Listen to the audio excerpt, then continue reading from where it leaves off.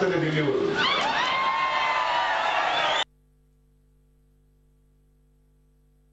सगळ्यात पुढे महाराष्ट्र माझा आहे.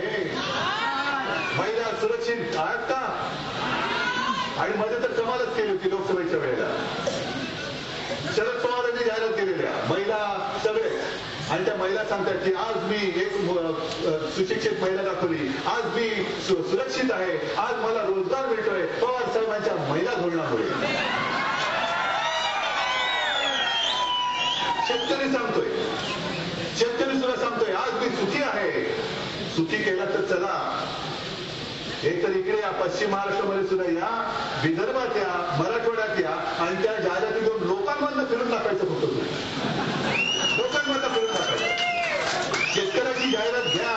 आणि माझं आव्हान आहे, काँग्रेस असेल, राष्ट्रवादीवाले असतील, नालायकानं जर तुम्हाला जनाची नाही तर मनाची असते, तर तुम्ही केलेल्या जाहिराती घेऊन पोलीस संरक्षणाशिवाय लोकांवर फिरून दाखवायचं. झी 24 तास रहा एक पाऊल पुढे.